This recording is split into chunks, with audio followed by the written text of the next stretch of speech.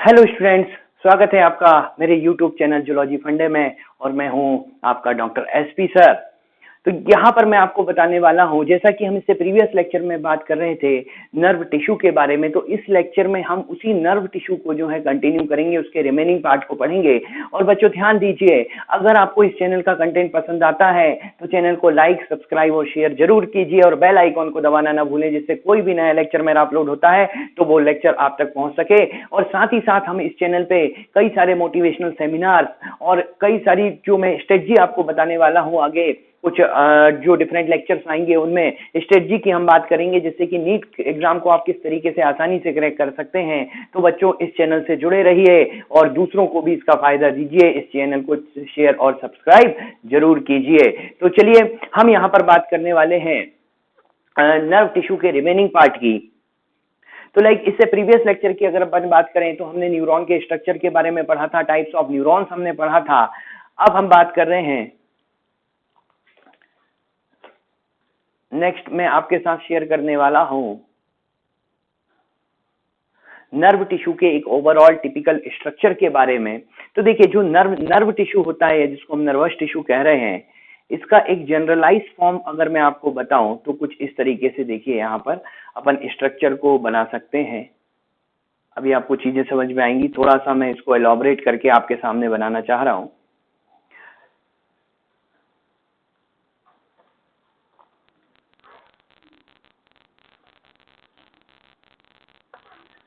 देखिए, यहां पर ये जो हैं कई सारे नर्व फाइबर्स होते हैं,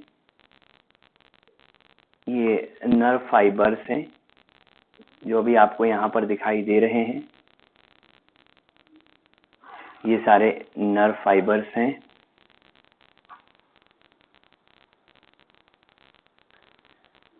nerve fibres along with their covering. ठीक है, ये जो नर्व फाइबर हैं, इसको थोड़ा सा और एलॉबरेट करें अगर अपन, तो आपको इस तरीके से दिखाई देंगे। देखिए, ये नर्व फाइबर है। ठीक है, ये नर्व फाइबर की जो कवरिंग होती है, उस कवरिंग को हम कहते हैं एंडोन्यूरियम। ध्यान रखिएगा, मसल से इसका बहुत गहरा रिलेशन है। अगर मसल फाइबर की कवरिंग की बात करें तो अपन कहते हैं एंडोमाइसियम। यहाँ पे न्यूरॉन है, अगर आपने मसल्स पढ़े होंगे इससे प्रीवियस लेक्चर्स में, मैंने कई सारे लेक्चर्स में, लाइव क्लासेस में आपको बताया हुआ है, तो वहां पर जो है माइसियम यूज करते हैं, यहाँ पर हम न्यूरियम यूज करते हैं। तो यहाँ पर बच्चों ये जो आप देख रहे हो स्ट्रक्चर, ये जो कवरिंग की हम बात करें यहां पर, तो ये है एंडोन्यूरियम। ठीक है, ये क्या है? ये है एंडोन्यूरियम। भाई एंडोन्यूरियम क्या है? तो एंडोन्यूरियम हम किसको कह रहे हैं? एंडोन्यूरियम जो है कवरिंग ऑफ नर्व फाइबर। जो नर्व फाइबर की कवरिंग है, इसको हम क्या कह रहे हैं? एंडोन्यूरियम। अब यहां पर देखिए, नर्व फाइबर के बंडल्स बने हुए, जैसे ये फाइबर्स हैं, ऐसे कई सारे फाइबर्स होंगे। ठीक है, और उनके बंडल्स बन जाएंगे। उन बंडल्स को हम कहते हैं फैसिकुलाई। बंडल्स जो हैं, वो बंडल्स क्या कहलाएंगे? बंडल्स को हम कहेंगे फैसिकुलाई। फैसिकुलाई, फैसिकुलाई क्या है भाई? बंडल्स ऑफ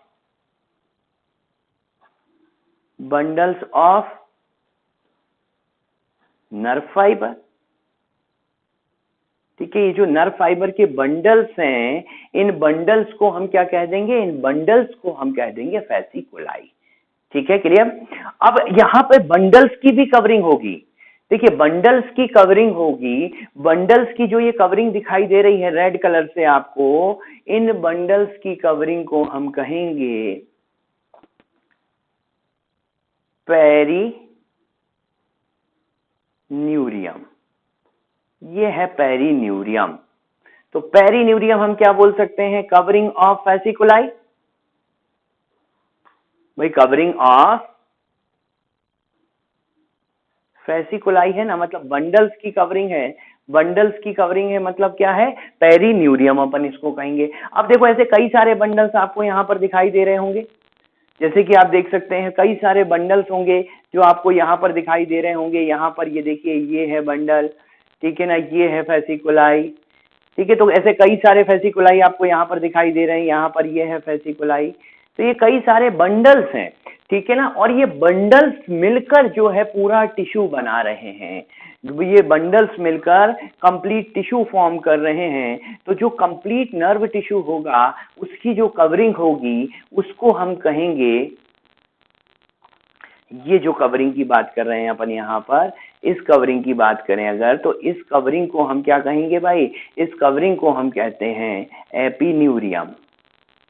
ये कवरिंग कहलाती है एपिन्यूरियम। ठीक है, तो ये कवरिंग है एपिन्यूरियम। तो एपिन्यूरियम को अपन कैसे डिफाइन कर सकते हैं, तो एपिन्यूरियम को हम कह सकते हैं कवरिंग ऑफ नर्व टिश्यू।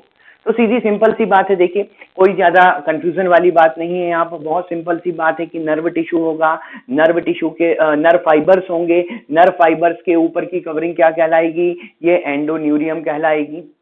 ठीक है, नर्व फाइबर के बंडल्स बन जाएंगे, उन बंडल्स को हम क्या कहेंगे, फेसिकुलाई कहेंगे। और जो फेसिकुलाई की जो कवरिंग होगी उस कवरिंग को हम क्या कहेंगे, उस कवरिंग को हम पेरिन्यूरियम कहेंगे।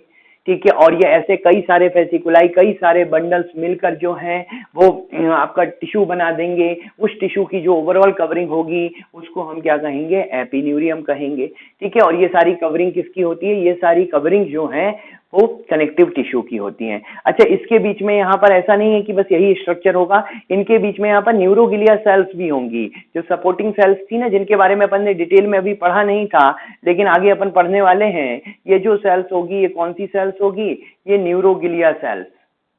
ये जो है, ये सेल्स को क्या कहेंगे हम, इन सेल्स को हम कहेंगे न्यूरोगिलिया सेल्स, जो कि सपोर्टिंग सेल्स होती हैं नर्वस टिश्यू की। ये तो अपन ने पढ़ लिया था कि ये सपोर्टिंग सेल्स हैं, लेकिन ये है क्या, किस तरीके से होती हैं, ये अभी पढ़ना बाकी था। ठीक है, तो उसी की अपन बात आगे करते हैं। इतनी बात क्लियर है मेरे ख्याल से, सभी को समझ में आ गई होगी। ठीक है, चलिए आगे चलते हैं। तो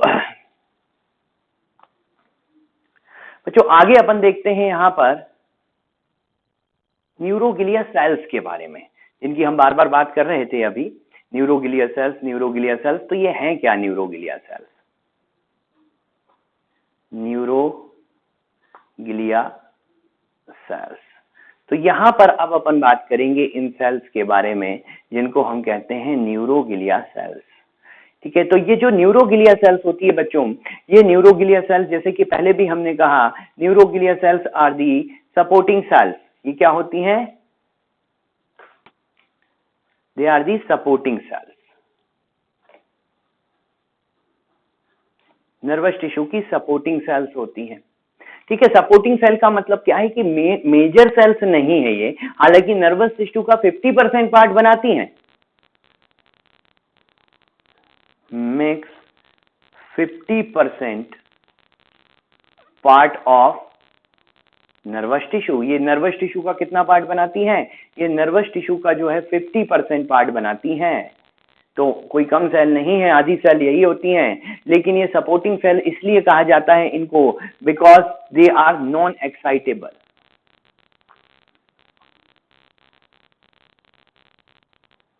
ये जो सेल्स होती हैं वो सेल्स कैसी होती हैं, ये जो सेल्स होती हैं वो नॉन एक्साइटेबल होती हैं। नॉन एक्साइटेबल का मतलब क्या है, जिनमें कि इंपल्स का कंडक्शन नहीं होता।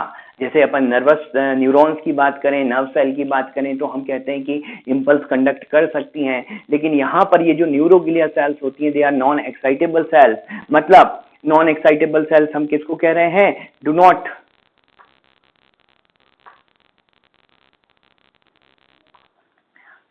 take part in impulse conduction। ठीक है, ये इंपल्स कंडक्शन में इनका कोई रोल नहीं होता।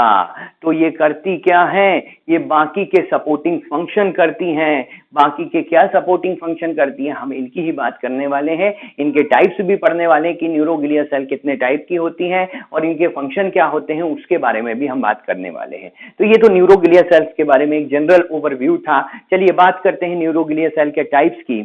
तो देखिए, न्यूरोगिलिया सेल्स जो होती हैं, इनके टाइप्स अगर अपन देखें तो एक तो पहली सेल जो मिलेगी हमको वो तो मिलेगी मैक्रोगिलिया। मैक्रोगिलिया, मैक्रोगिलिया या जिसको एस्ट्रोसाइट भी कहते हैं। मैक्रोगिलिया और एस्ट्रोसाइट। तो देखिए मैक्रोगिलिया या एस्ट्रोसाइट जो सेल्स होती हैं, देखिए ये तो हमें पता है कि न्यूरोगिलिया सेल्स है, इसका मतलब कंडक्शन ऑफ इंपल्स में पार्टिसिपेट नहीं करेंगी, उसके अलावा दूसरा काम करेंगी। तो इनका फंक्शन क्या होता है? तो इनका फंक्शन होता है फॉर्मेशन ऑफ बीबीबी। ये बीबीबी बनाती हैं भाई। इतनी सारी बीबी क्या है? ये बीबी नहीं है। इतनी सारी बीबी, एक बीबी जलती नहीं है, इतनी सारी बीबी का क्या करेंगे बेटा? ठीक है, ये बीबीबी का मतलब है ब्लड ब्रेन बैरियर। बीबीबी का मतलब क्या है? Blood brain barrier. एक्चुअली ये ब्लड ब्रेन बैरियर बनाने में पार्टिसिपेट करती हैं। ब्लड ब्रेन बैरियर क्या है? नाम से समझ में आ रहा है। बैरियर क्या होता है भाई? कहीं से कहीं जा रहे हो, आपके बैरियर लगा हुआ है, मतलब एक्स्ट्रा चेक पोस्ट लगी हुई है, कहने का मतलब यही है ना। अब ब्लड ब्रेन बैरियर क्यों बोला हमने? एक्चुअली होता क्या है कि जहां पर जो ब्रेन में ब्लड जा रहा होता है उसके लिए एक एक्स्ट्रा फिल्टर लगा हुआ है, आप ये मान सकते हो। एक्स्ट्रा फिल्टर लगा हुआ है जिससे एक्स्ट्रा छनकर ब्लड जाएगा, कोई भी जो टॉक्सिक सब्सटेंस होंगे वो वहां पर एंटर नहीं कर पाएंगे। उसको एंटर करने से रोकने के लिए एक एक्स्ट्रा फिल्टर लगा के रखा है। उस एक्स्ट्रा फिल्टर को हम क्या बोलते हैं? ब्लड ब्रेन बैरियर कहते हैं। ठीक है ना। तो बीबीबी बनाना इसका काम होता है। ऐसा नहीं कि मैक्रोगिलिया सेल्स ही अकेला बीबीबी बनाती हैं, हालांकि ब्लड ब्रेन बैरियर जो होता है वो एपेंडिमल सेल्स बनाती हैं। आपने ब्रेन वगैरह में पढ़ी होंगी, अगर ब्रेन पढ़ा है तो ठीक है, नहीं पढ़ा तो आगे पढ़ेंगे, चिंता वाली बात नहीं है। एपेंडिमल सेल्स होती हैं, वो एपेंडाइमल सेल्स के एस्ट्रोगिलिया के साथ मिलकर, मतलब मैक्रोगिलिया या एस्ट्रोसाइट जो होती हैं, इनके साथ मिलकर जो है वो ब्लड ब्रेन बैरियर बनाती हैं। ठीक है। तो अब इसके बाद सेकेंड टाइप की जो सेल्स होती हैं वो ऑलिगोडेंड्रोगिलिया होती हैं। ऑलिगोडेंड्रोगिलिया, या इनको हम ऑलिगोडेंड्रोसाइट भी कहते हैं भाई। ऑलिगोडेंड्रोगिलिया या ऑलिगोडेंड्रोसाइट क्या होती हैं? इन सेल का फंक्शन क्या होता है? तो ये जो सेल्स होती हैं ये बनाती हैं माइलिन शीथ। माइलिन शीथ इन सीएनएस। भाई जैसे कि हमने पहले भी पढ़ा था कि जो माइलिन शीथ होती है वो माइलिन शीथ बनाना काम स्वान सेल का पीएनएस में, पेरिफेरल नर्वस सिस्टम में, और ऑलिगोडेंड्रोगिलिया या ऑलिगोडेंड्रोसाइट भी माइलिन शीथ बनाएगी, लेकिन कहां पर? सीएनएस में, सेंट्रल नर्वस सिस्टम में। और लास्ट टाइप की जो सेल्स होती हैं न्यूरोगिलिया सेल्स, वो होती है माइक्रोगिलिया। और इनको माइक्रोगिलियल सेल्स भी कहते हैं। आपको ध्यान होगा, अगर माइक्रोगिलिया के बारे में हमने कुछ बातें पढ़ी थी, ध्यान आ रहा है? कुछ माइक्रोगिलिया हमने कहीं पर पढ़ा था, जब चैप्टर की स्टार्टिंग करी थी तभी हमने माइक्रोगिलिया के बारे में पढ़ा था कि ये एक ऐसी सेल्स होती हैं जो कि मीजोडर्मल ओरिजिन की है, माइक्रोगिलिया और माइक्रोगिलियल सेल। अदरवाइज पूरा नर्वस सिस्टम जो होता है वो एक्टोडर्म से बना होता है, केवल इस माइक्रोगिलिया को छोड़कर। तो ये वही माइक्रोगिलिया